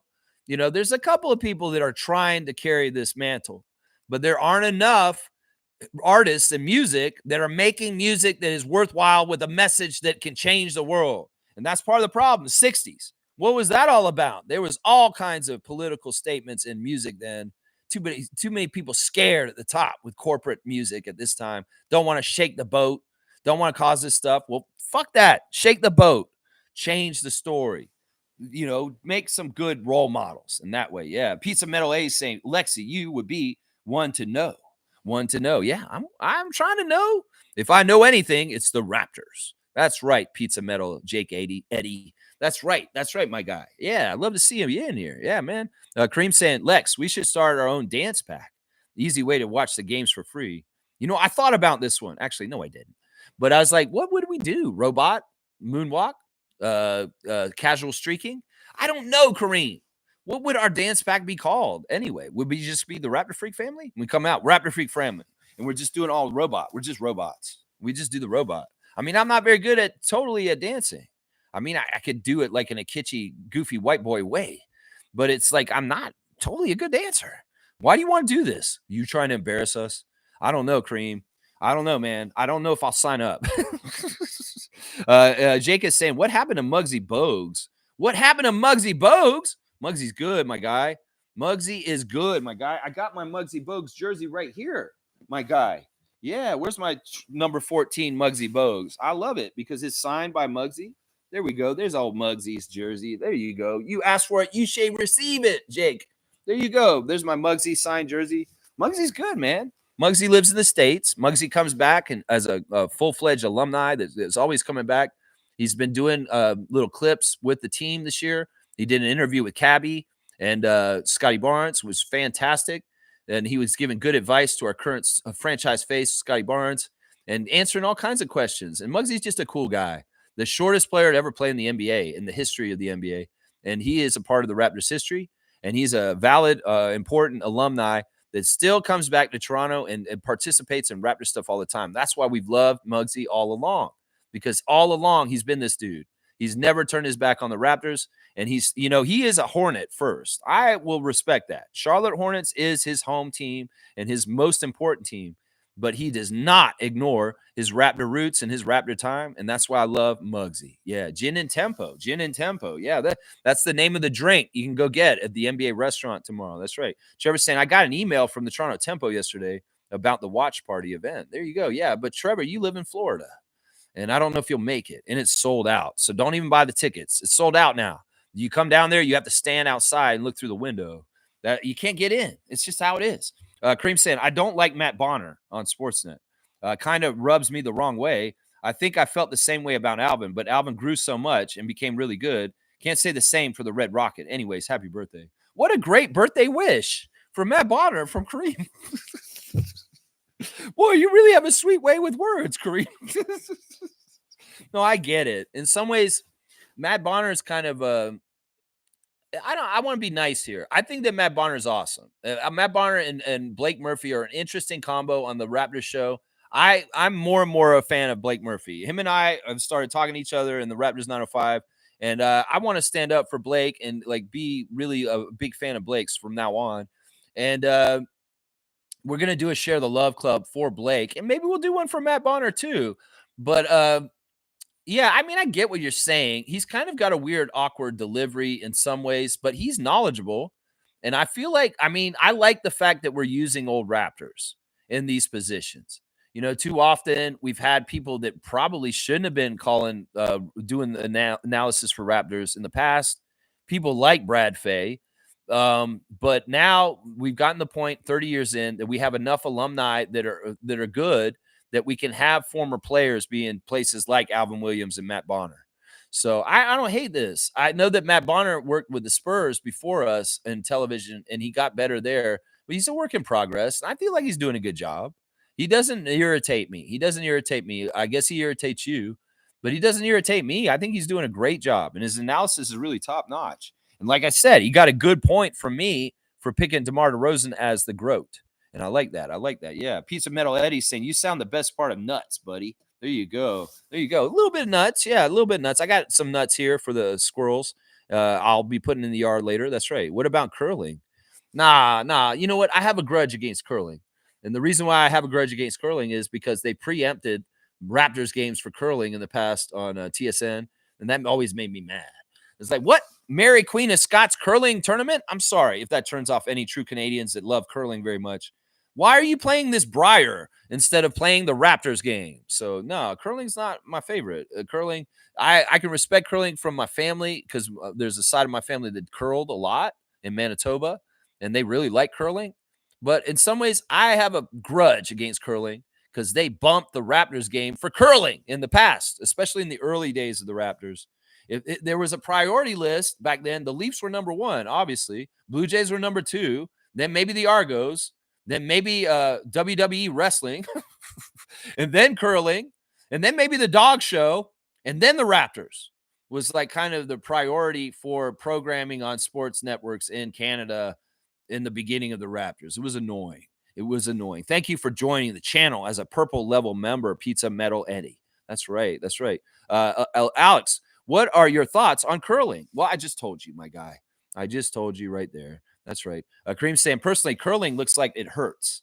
That's me being biased on my knees. I feel like I could be an amazing sweeper. Curling is basically bocce ball, but on ice, right? Yeah, we talked about this recently. A friend of mine and I about bocce ball is very similar to curling rules. It's about getting closest to the dot, right? And knocking other people out, like knocking the stones out. Yeah, Kareem, if you have problems with your knees, you need to be a sweeper. You're not going to be a rock pitcher. What is that called? What is the position in curling where you send the rock down the ice? What is that called? I don't even know. See, that's how bad a Canadian I am on this. I should know all of this. Donkey Kong. That's right. DK is Donkey Kong. We're not sure if he's Donkey Kong, but we're kind of sure. That's right. Smooth Brown Man saying that the Suns lost last night and Bradley Beal had 1 point. No trade clause. That's all I got to say to that, Reggie. That's all I got to say to that, Reggie, is no trade clause. That's right. That's crazy. Very much so. That's right. I miss you leaving other things. You miss me leaving other things? Yo. Yeah, man. I recently just had the 5-year anniversary of when I left the convenience store at Kensington Variety. And it's sad. It's like, holy crap, I haven't worked at the store in almost 5 years now. Holy crap. That's crazy to me. Yeah. And Jake is appearing on the Kensington Variety VIP Club show, y'all. This Pizza Metal Eddie is a regular appearance on the KVV show, which is in the YouTube. It's on this channel in the archive. And Jake, you could go watch your own self on the old shows They're all there. I'm going to put all 12 seasons of all the things that I filmed in the variety show up on a YouTube playlist, and you can just binge watch it, and you'll see everybody from the neighborhood, Liz and Johnny Boots and Andre and everybody on that show. And from 5 years ago, it's a time capsule. So Pizza Metal Eddie is Jake on that show. You can see him appear on the Kensington Variety VIP Club show. So that's you want to put a name to the face. Well, that's who's we're talking to this morning. That's right. Oh yeah, Macho Man. Yeah. Oh yeah. Yo. Stillman's here. Good to see Rob. Hey, Raptor Freaks. Discord was fun last night. Caught me by surprise. Clicked on the link, and all of a sudden I was talking with Lex. Great interactive and comments on the game. There you go. I love it. Yeah, Stillman came in, and we had a nice long period of time hanging out, watching the game together. It was really, really cool. I appreciate you being there and kind of being a guinea pig with me to try it all out. I know it's very new to you, just like it's new to me. And being able to work this stuff out with you guys on there has been fantastic. And it's really cool to like be able to hear y'all's opinions during the game. I talk so much on the stream every morning. I'm sick of hearing myself. And in some ways, I like the promise of being on Discord to just shut up and let you guys talk. And I'll just be there and I can talk too and whenever, but I don't want to dominate the conversation. And in some ways, when Stargate came in with us and you guys were talking more, I was like, I really like this because I want the Raptor Freak family to have a forum and a place where we can all get together. And regardless if I'm there or not, you guys can be on the Discord talking to each other, even if I'm not present. So I really like this new community feel of the Discord server and the ability to have the chance to talk to you guys and be available to you guys on off hours from the stream. So yeah, it was really fun. And Rob, thanks once again. And it was great getting to know you more last night too, man. Really, really cool. Can do. New phone. All right, buddy. Only I could do this. So all right. So you're interested in the metal reviews? I know you are always up to date on the metal videos, and I think that this would be very rewarding. In some ways, I'll probably have to get in touch with you. I might send you a Facebook message, Jake, and get your phone number.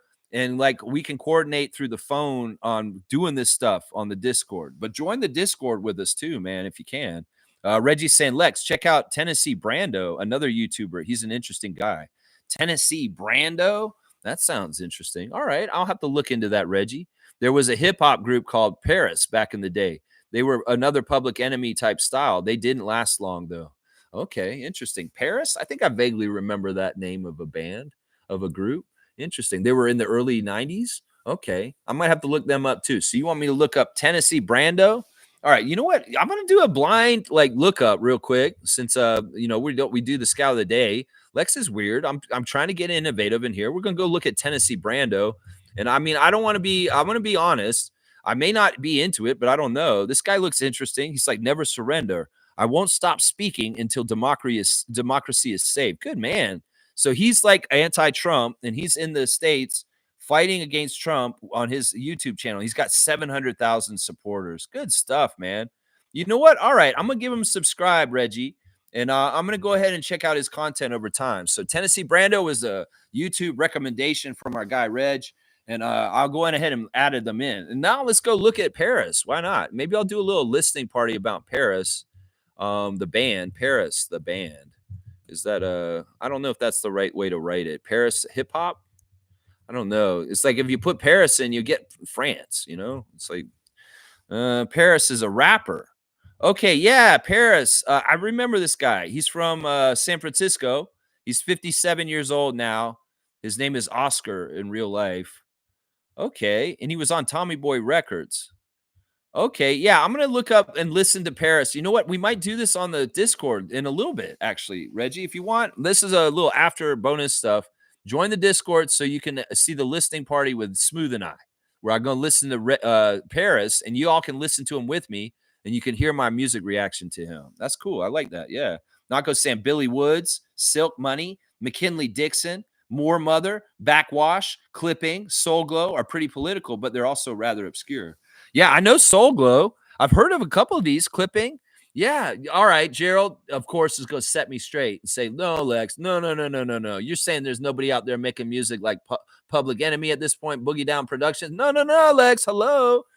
And there's also Earth Gang, right? Earth Gang is pretty political too.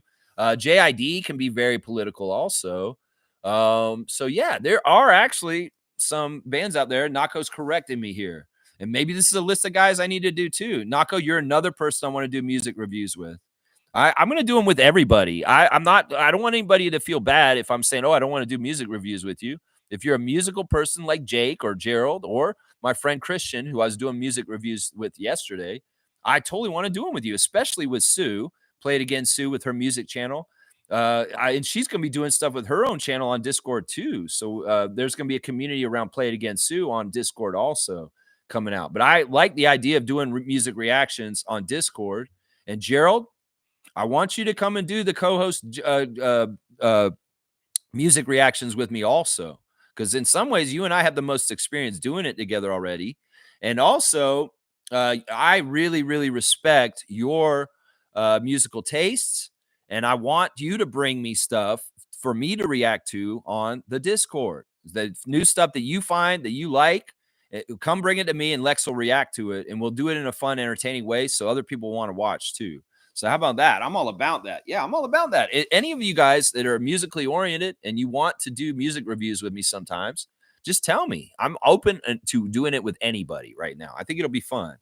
Trevor wants the classic card. We're coming. We're coming. We're going to do it soon. We're going to do it soon.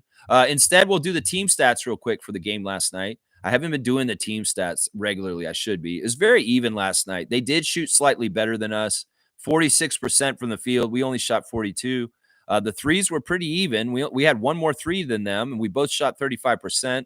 The free throws were pretty good. They did get more free throw attempts than us, but they were a little bit more aggressive than us. 85% from the free throw for the Pistons, and we only shot 80. We did out-rebound them. The rebounds were pretty close, 49-47. The assists, 27-24 for them. Yeah, a lot of the stats were very, very close. We had slightly a couple more turnovers, but the big place where they beat us is the 10-plus points in the paint, and that's Jalen Duren once again. That man was the big man on campus in the game last night, the dominant player, and the points in the paint from Jalen Duren were the difference in winning this game by 12 for the Detroit Pistons last night. And that it is what it is. We got to dominate the paint. We got to protect our paint. Well, in some ways, we weren't trying to do that. And I think that was on purpose. I'm not going to lie. I think that was purpose. Trevor's saying the Warriors beat the Nuggets. Curry got 37. Yeah, the Nuggets seem like they're on a little downslide right now. And the Warriors are surging. And this is a good time for them to be surging. I'm sure Golden State fans are happy because Steph is back and he's playing at a very high level. And the injury scare from the Raptors game a couple weeks ago is past, and he's ready, and he's going to be back. I'm happy about that because I don't want Warriors fans upset. And Steph Curry, I do root for. There you go. Nako's saying there's a 1 and a 2, a 3, and a 4 in curling. There's a 1, a 2, a 3, and a 4 in curling. Like on the team, there's like different people. There's like the 1 is the rock center, and the 2 is the sweeper or something. And then there's like people yelling in the back. The 3 and the 4 are encouragement. I don't know. I'm trying to figure this out. I don't know. Fierzy's here. MJ, are you JJ in the Discord server? I'm trying to figure this out. We need to get you in there. You're going to love it in there, MJ. Seriously, the Discord is an amazing new ecosystem. Fuck Facebook. Fuck their bullshit.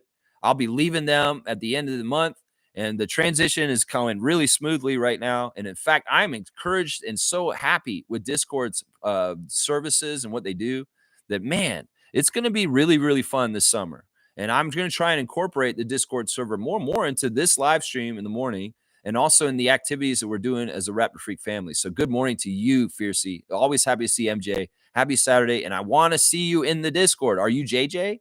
I'm trying to figure out if it's you, JJ, because I don't know who JJ is in the chat. I'm thinking it might be you, but I'm not totally sure. Smooth saying 3 and 8 in the West is crazy, all separated by only 2 games. Yeah, the selling out of the Western Conference playoffs is going to be right on down to the end in the wire of the end of the season, because there's a lot of shuffling around and ways that people could get to certain places. And some of it is also, they may want to play for matchups, but the crazy thing is they could be playing for matchups and other people could be doing stuff, and it could shift and change. And even if they're playing a certain manipulative way to try and get a matchup they want, other things could happen out of their control and they don't get it anyway. So yeah, the Western Conference playoff race and where they're all going to settle and which seeds is really interesting, and it's going to be pretty chaotic right up until the end. Good point by Smooth right here. Yeah, good point. Kaloy's here. Morning, Lex and fellow freaks. I still need to configure my mic and stuff for Discord. I kept seeing you in there, and I was wondering if you were listening to us, which you probably were, but I was wondering if you were going to join us and talk to us. But yeah, you just got to get on your computer and go into the settings and allow for Discord to use your microphone. And that sometimes can be a little heady to try and figure out and get to the right spot to switch it and allow permission for Discord server to utilize your microphone and your camera. But yeah, I'm looking forward to that. That's the thing. I can be on there on mic and on camera like I am right now and be showing the screen of what I'm showing. And that's how we're going to review music videos together because we can all watch it together and we can hear each other and see each other. It's going to be good, man. Kaloy saying my conspiratorial mind turned my mic on camera off on my PC. Yeah, I mean, in some ways that's smart. You know, I'm on every day like this. And when I get done, I close this and I make sure I hit mic off because I don't trust my computer to be listening to me on my off time. So every morning, and this was part of the problem with my mic problems in the past, I'd start my stream and I'd forget to turn my mic off button. And that's why I wouldn't have my mic on sometimes, guys, in the past. When I'd come on, that's my classic mess up is I come on and I'm like,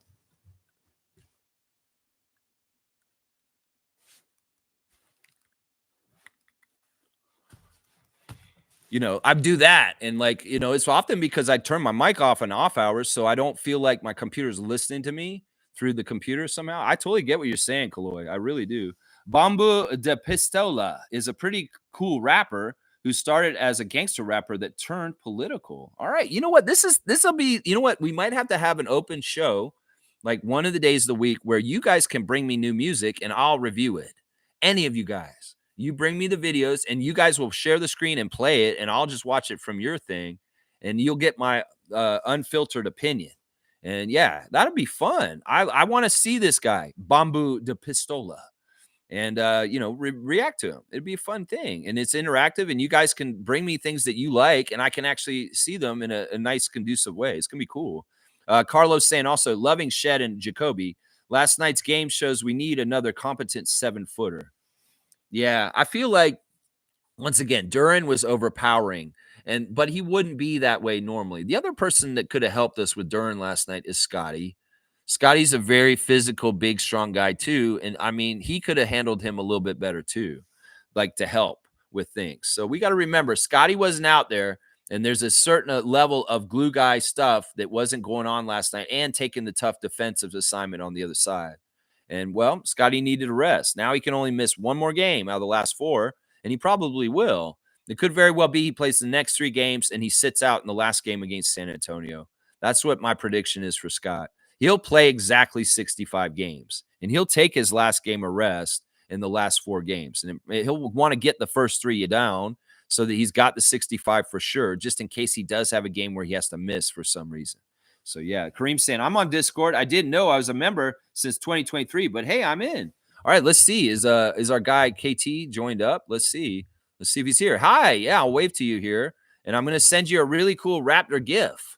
Let's see, who should we send him? We'll send him this guy. Yeah, let's send him this guy.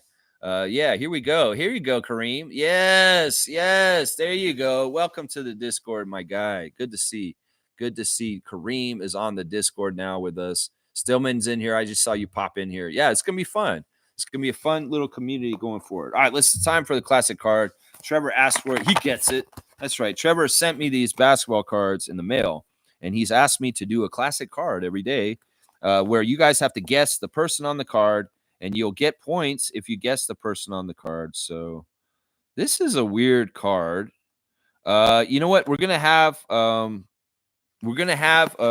2 people on this card you have to identify. So there's opportunity for getting two different people's points. And we'll say they're both worth 50. They're not very hard. So be ready. Classic card right now. There's a player and a coach. And you can get 50 points for the player. You can get 50 points for the coach. So whoever gets the full name answer first will get their points added to the Raptor Freak trivia score. So yeah, let's see who knows this player and coach. There is another player in the background, but we're not talking about him. We know who that is. But here, let me get the I have the light on today, so it's shining right on the card. So I have to figure out how to get it without the light on it. There you go. Can you all see that now? Okay, Slug Deezy's got the player. It is Kevin Johnson. the former mayor of Sacramento. That's right. Kevin Johnson is the player. Do you know his coach is in that picture? And the guy behind him is Jeff Ornashek, of course. Well, we're not adding him in the 50 points for Slug Deasy for Kevin Johnson. But who was the coach of the Suns at that time that is pictured next to him in the suit? If you guys know that coach's name, that's high level. Smooth, you remember who the Phoenix coach is. That's right. Slug Deasy's got it. It's Cotton Fitch Simmons.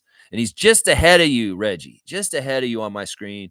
So Slug Deasy's going to clean up the classic card points for today with 100 points for Slug Deasy for getting Kevin Johnson and Cotton Fitzsimmons. I don't even think I was covering up names. I don't know why I have my finger over there. Stay in school, kids. Everyone needs an education.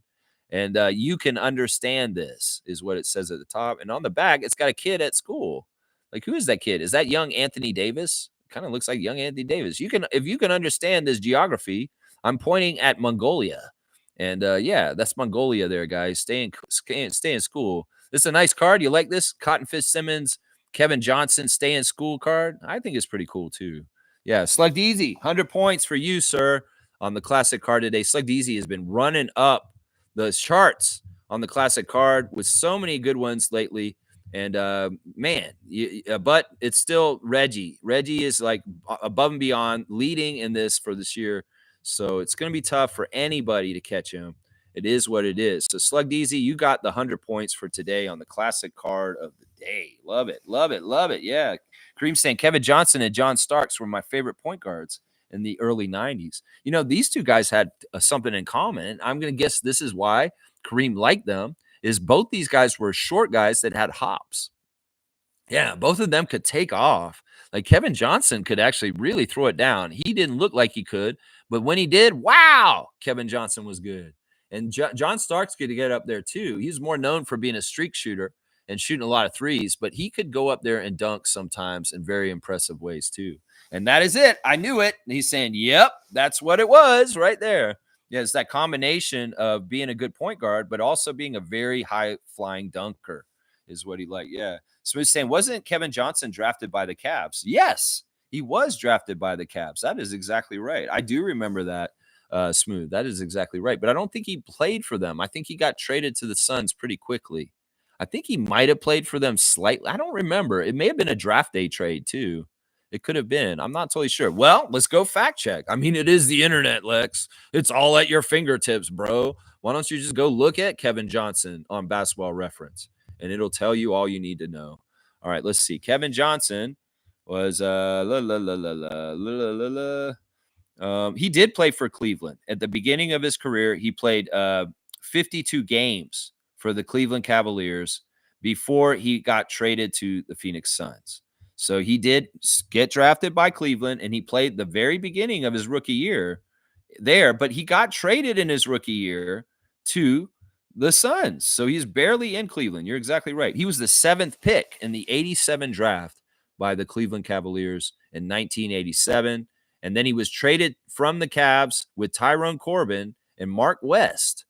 And Dan Marley was also the draft pick that they got traded in that. That's a really good trade for the Suns. And who did the Cavs get?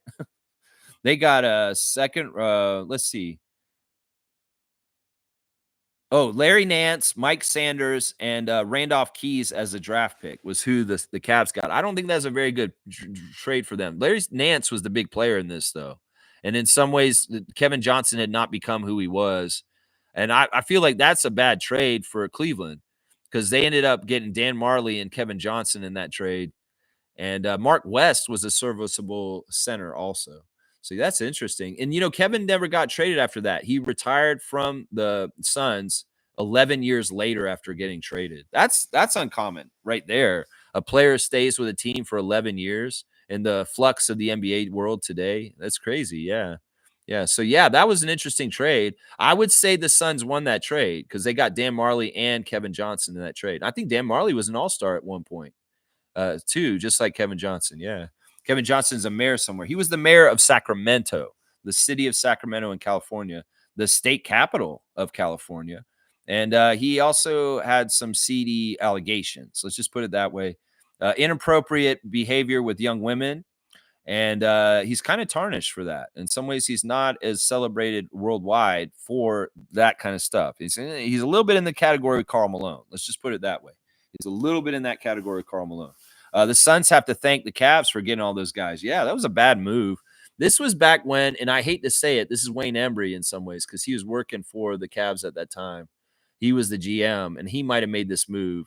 But yeah, the Cavs made some bad moves around this time, but they were also very good at this time. Mark Price, Craig Elo, Brad Doherty, Hot Rod, John Williams, that era, even early Steve Kerr. Steve Kerr as a rookie on the Cavs at that time. So yeah, all right, guys, let's do the straight goods on Canadian goods. I've been doing a segment now to help Canadians buy Canada goods and boycott American products. And one of my big subjects right now is the fast food and the franchises. We know McDonald's is American.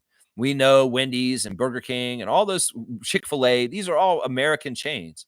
Well, let's not go there. If we're going to try and help in this tariff bullshit that's going on, well, one of the ways we can do it is let's buy Canadian and support 100% Canadian products and businesses. And my product and business today is the great Boston Pizza. Yeah, Boston Pizza. Boston may be a city in the United States and a rival in our sports that we hate. Yeah, but they made it the Austin Pizza for the Leafs playoffs one year. Austin Pizza, Austin Matthews. But, Boston Pizza is a chain that started in Alberta by a Greek man. And it branched out. And the guy who's on Shark Tank or Dragon's Den, Jim Trevelling, who used to be Mountie, he bought one of these franchises a long time ago, and he really got into it. And then he expanded it, and he made it huge.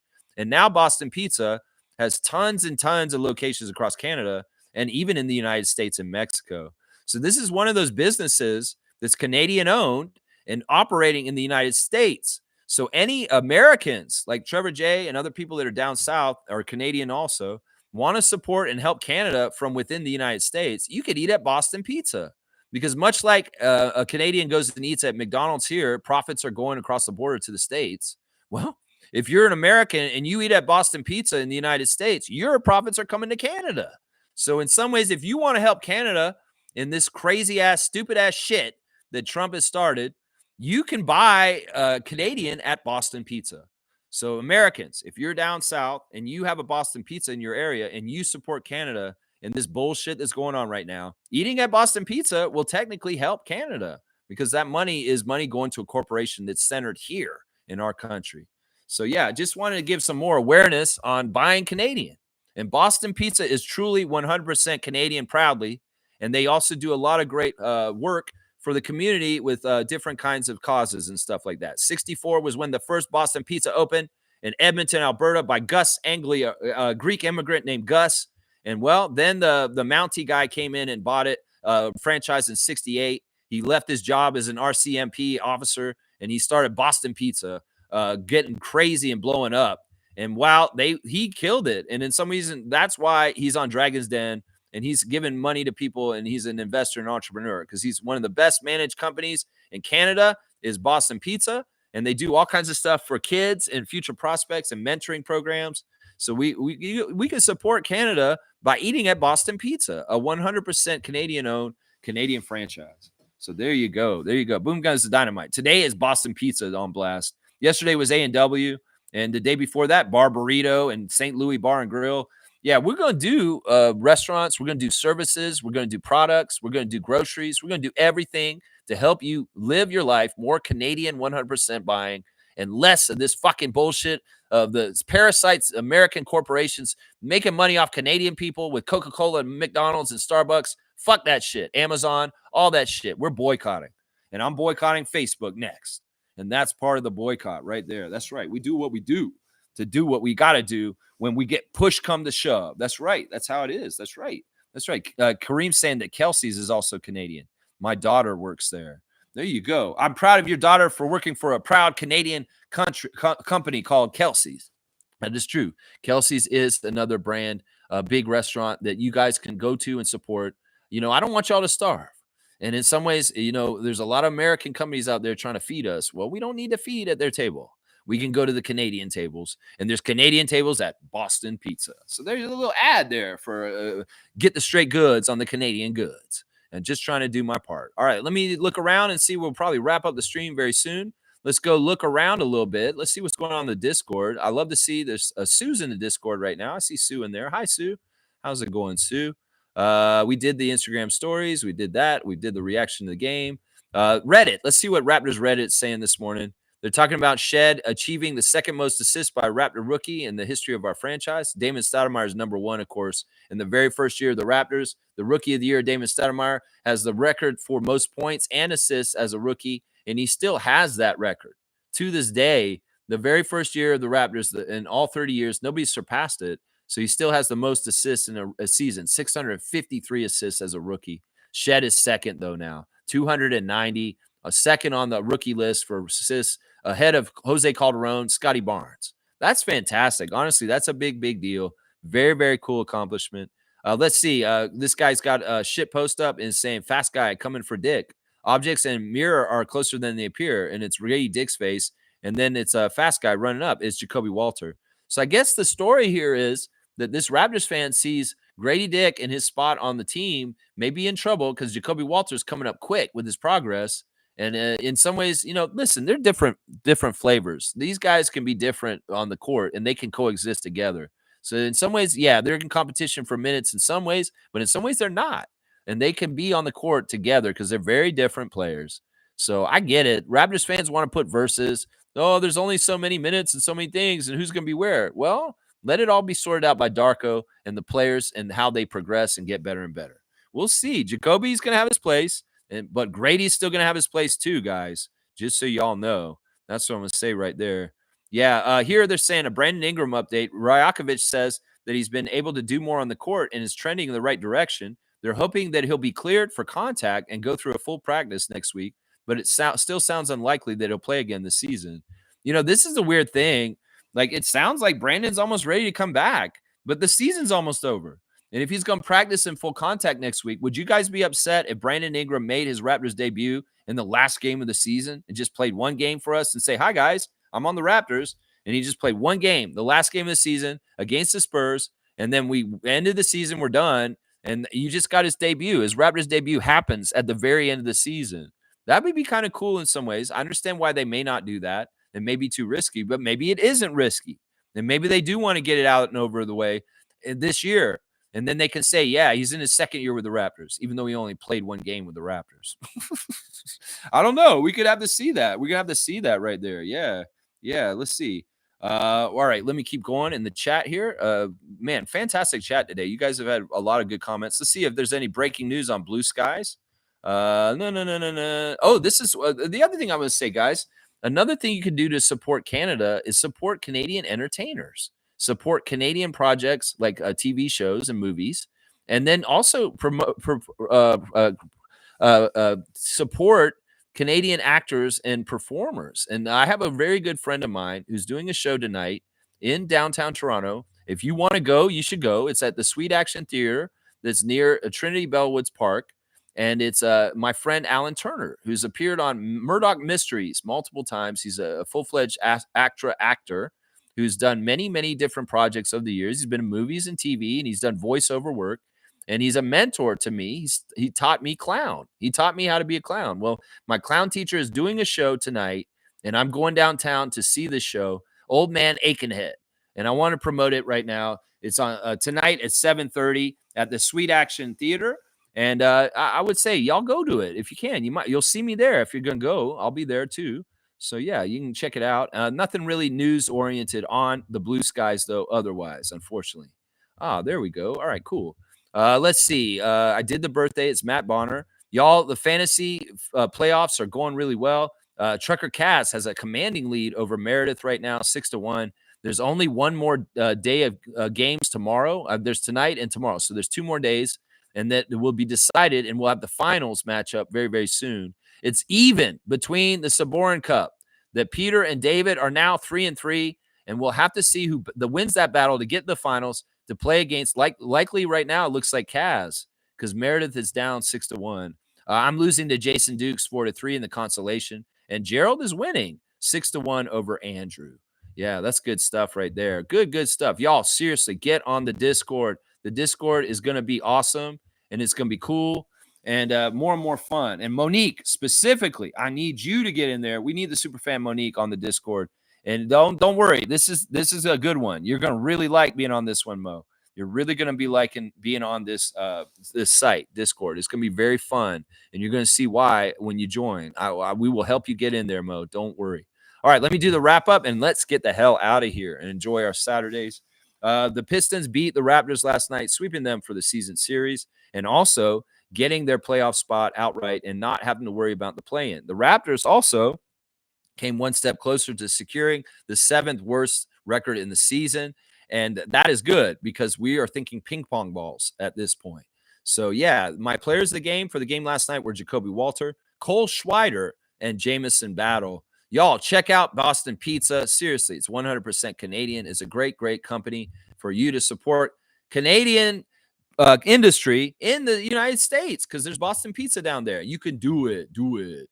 Happy birthday to Matt Bonner. Happy 45th birthday to him. All right, y'all. Thanks for watching. Please like, comment, subscribe, and share. And if you join the channel as a member, there are perks like the Discord server, and you can come in and hang out with the Raptor Streak and talk during the game. During the game, live on mic, we can talk about the game. And it's a little bit like Zazu Spaces after the game. We've been watching the highlights of the game afterwards and reviewing them and talking about them after the game. That's a new trend. And I think this is going to be a keeper. This may be something that I do every game going forward now, having a post-game reaction live on Discord. And then we'll still do the morning reaction on YouTube the normal way also. But it could be that I'm shrinking the time on this show because there's most of the stuff, some of the stuff may be done in the night. And I don't know. Things are going to change this summer once again. I cut down my time from like 3 or 4 hours to 2 hours. Well, we may be even going tighter on the Raptor Freak stream and being around 1 hour. Or maybe even half an hour. I don't think I can do this show in half an hour. I like to ramble. So an hour might be more realistic. All right. Thanks for watching, everybody. Let's go Raptors. And yeah, maybe it'll be the Ratty the Chipmunk, Reddy the Red Squirrel, and Justin Bieber show soon. They'll just cut me out. And it'll just be the animals running the show at some point. Yeah, once I learn their language. Let's go Raptors. And I'll have the preview for the Brooklyn Nets game tomorrow. Let's go Raptors. Always stay strong, Raptors Nation. And stay positive. That's what I got to say.